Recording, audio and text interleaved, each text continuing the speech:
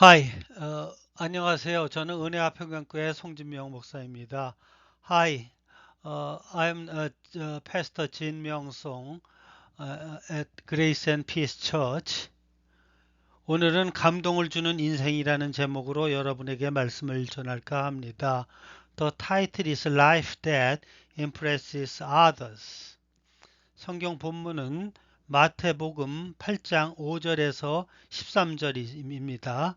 The Bible chapter Matthew 8 and verse 5 to 13. 예수님이 어느 날 갈릴리의 가버나움이라는 동네를 들어가시다가 초입에서 로마의 한 장교를 만나게 됩니다.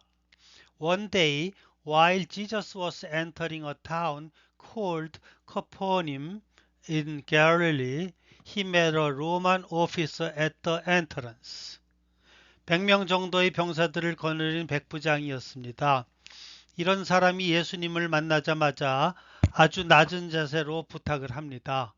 He was a centurion with about 100 soldiers, and as soon as he meets Jesus, he asks for a favor in a humble manner. 사실 예수님이 이 땅에 구세주로 오시긴 했지만 당시 로마 사람이 보기에는 예수님 역시 속국의 한 시민이요. 그래서 자기들의 통치를 받아야 하는 식민지의 한 백성일 뿐이었습니다. In fact, although Jesus came as a savior of the land, in the eyes of the Romans at the time, Jesus was also a citizen of a tributary country, so he was just a citizen of a colony that had to be governed by them.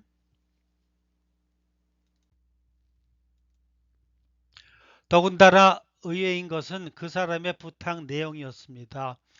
What was even more surprising was the content of his request. 자기 하인 중 한 사람이 중풍병으로 고생을 하고 있는데 좀 고쳐달라는 것이었습니다. One of his servants is suffering from paralysis and wants to be healed. 지금 자기 문제로 온 게 아닙니다. 자기 종의 문제로 나온 겁니다. He's not here because of his problems. It comes from the matter of his own servant. 거기다가 더 놀라운 것은 예수님이 집에 가서 고쳐주시겠다고 하니까 그럴 필요가 없다는 거예요. What is even more surprising is Jesus said to him, Shall I come and heal him? So the centurion replied, You don't have to. 예수님이 말씀으로만 낫겠다고 선언하시면 그대로 될 테니까 집에까지 오시는 수고를 안 해도 된다는 거예요. He says that if Jesus declares that he will be healed, he'll be just as he is. So he doesn't have to come to his house. 그리고 그는 주여 내 집에 들어오심을 나는 감당하지 못하겠다고 덧붙입니다. And the centurion replied, Lord, I do not deserve to have you come under my roof. 보통은 우리가 예수님의 하신 일들을 보고 감동하지만 오늘은 거꾸로 사람이 하는 일을 보고 예수님이 감동하는 겁니다. Normally we are moved by what Jesus did. But today, Jesus was moved by what people did. 예수님 역시 늘 감동을 주시면서 사셨습니다. Jesus also lived by always giving inspiration. 그런데 예수님이 오늘 사람에게 감동 받으셨습니다. Such a Jesus was moved by the centurion today. 예수님이 감동하신 내용이 무엇인지 알아보고자 합니다. We wanna find out what Jesus was moved by. 무엇보다 먼저 이 백부장에게 인간을 사랑하는 인간애가 있었습니다. First of all, this centurion had a love for humanity. 사실 사람을 사랑하는 것은 얼마든지 있을 수 있는 일이지만 오늘 얘기는 그 경우가 다릅니다. In fact, it's possible for a person to love another, but today's story is different. 그는 자기 자신의 병 낫기를 구하지 않았습니다. 자기 가족의 병 낫기를 간청한 것도 아니고 백부장으로서 자기 부하의 병 때문에 나온 것도 아니었습니다. He did not seek healing for himself. He did not pray for healing for his family. Nor did he come as a centurion because of his subordinate's illness. 그는 당시엔 물건처럼 취급받던 자기 종을 위해 예수님께 무릎을 꿇었습니다. He kneels before Jesus for his servant, who was treated like an object at the time. 성경에서 종 얘기가 나올 때마다 강조했지만 종은 일단 사람이긴 하지만 사람이 아니었습니다. Every time the story of a servant appears in the Bible, is emphasized, but a servant is not a human being, although he is a human being. 주인이 부리는 짐승처럼 취급받았고 따라서 인격이란 게 없었습니다. They are treated like beasts by their masters, therefore had no personality. 죽고 사는 것이 언제든 주인에게 달려 있었습니다. Life and death always depended on the owner. 그런데 이런 종을 위해 예수님께 나온 것입니다. 정말 무가치한 것을 위해 자기의 체면과 자존심을 다 접습니다. However, he came to Jesus for this kind of servant. He sacrifices his faith and pride for something really worthless.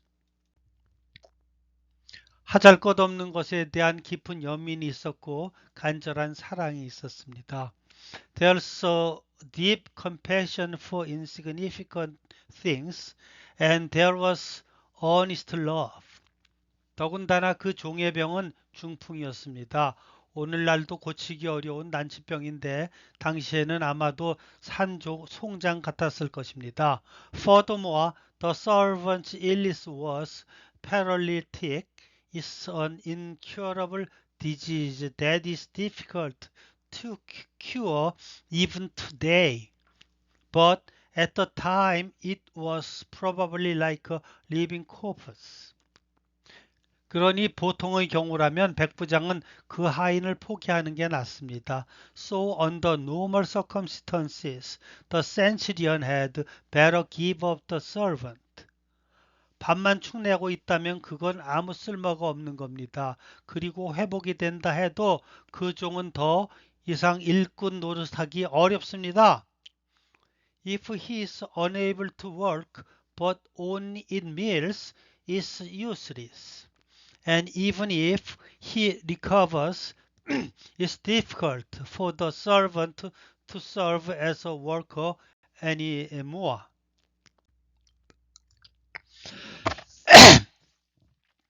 그런데도 이 백부장은 그를 불쌍히 여기고 그 종을 위해 예수님께 나온 것입니다. Nevertheless, the centurion had pity on him and came to Jesus for the servant.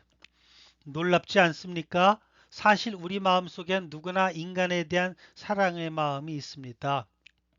Isn't it amazing? In fact, in our hearts, everyone has a heart of love for humans. 하나님이 그 마음을 우리 속에 숨겨 놓으셨습니다. 그런데도 우리는 왜 이 백부장 같지 못할까요? God has hidden that heart within us. But why can't we like this centurion? 언젠가 TV에서 소년소녀 가장 얘기를 하면서 눈물을 뚝뚝 흘리는 경찰관을 본 적이 있습니다. I once saw a police officer on TV talking about a boy and a girl who were a child head of a household and shed tears. 소년 소녀 가장들에 대한 애틋한 사랑이 있더라고요. 그래서 어떻게든지 그들을 도우려고 애쓰는 것을 봤습니다. There's a deep love for boys and girls, so I saw him trying to help them in any way. 그 경찰관은 소년 소녀 가정에 대한 부담감이 있었어요. 그리고 그 부담감이 자신의 사명이 되었습니다. The police officer felt the burden of being a child head of household, and that burden became his mission. 자기 양심이 하는 소리를 들은 겁니다. 그리고 그것을 위하여 일어났습니다. 자기를 위해서는 털끝만큼도 도움이 되지 않는 일을 시작한 겁니다. He heard the voice of his conscience, and for that it happened. He started doing things that didn't bring any help for himself. 테레사 수녀는 가난한 사람들에 대한 부담이 있었고 앙리 뒤냥은 전쟁터에 버려진 환자들에 대한 부담이 있었습니다. Mother Teresa had a burden for the poor and Henry Dunant had a burden for patients abandoned on the battlefield. 방정환 선생은 어린이들에 대한 부담이 있었고 월남 이상재 선생은 청년들에 대한 부담이 있었습니다. 소파 정환방 had a burden on children and teacher 상재 리 월남 had a burden on young people. 우리 역시 사랑의 부담감이 있습니다. 그런데 그들과 우리가 다른 점은 그들은 그 부담감을 자기 사명으로 알고 일을 시작했지만 우리는 그 부담감에 대하여 눈을 질끈 감고 모르는 채 하고 있는 것입니다. We too have the burden of love. However, the difference between them and us is that they started working with the burden as their mission. But we close our eyes tightly to the burden and ignore it. 마음속에 싹트고 있는 사랑을 애써 외면하고 눌러서 아예 없애버리는 겁니다. 그리고 인생을 오직 자기중심적으로 살아가는 겁니다. It's to turn away from the love that is sprouting in the heart and press it down to get rid of it altogether, and life is only self-centered. 예수님은 이 모든 것을 알았습니다. 그런데 이 백부장을 만난 것입니다. 감동을 받으실 수밖에 없었던 것입니다. Jesus knew all of this. However, he met the centurion. He couldn't help but be impressed. 두 번째로 예수님이 감동받은 것은 그의 믿음이었습니다. Secondly, what Jesus was impressed was his faith. 그의 믿음을 자세히 살펴보면 보통 수준의 믿음이 아닙니다. 무엇보다 그는 행위에 의지한 믿음이 아니라 말씀에 의지한 믿음이었습니다. If you look closely at his faith, it's not an ordinary level of faith. Above all, he did not have faith based on works, but faith based on words. 보통 무엇을 간청하는 사람을 보면 예수님이 뭔가 행동으로 보여주시길 원합니다. 그래야만 안심하고 믿으려고 하는 것을 봅니다. Usually when we see someone asking for something, he wants Jesus to do something. We only see what he is trying to believing with reassurance. 보여줘야 믿고 함께 있어줘야 믿고 같이 가야 믿으려고 합니다. He believes in showing, believing in staying with, believing in going with. 그런데 오늘 예수님은 보통 사람들에게 하듯이 현장으로 가려고 했던 겁니다. 그런데 그 백부장이 말리는 겁니다. 말씀만으로도 충분하다는 거예요.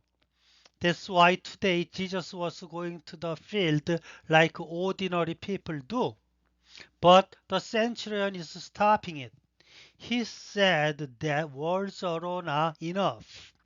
그러면서 그가 했던 얘기는 뭡니까? 9절 말씀인데 나도 남의 수하에 있는 사람이요 내 아래 군사가 있으니 이더러 가라 하면 가고 저더러 오라 하면 오고 내 정도로 이것을 하라고 하면 하나이다. So what did he say to Jesus on verse 9? For I myself am a man under authority with the soldiers under me. I tell this one go, and he goes, and that one come, and he comes. I say to my servant, do this, and he does it. 그래서 오늘 예수님께 한 얘기는 이런 얘기입니다.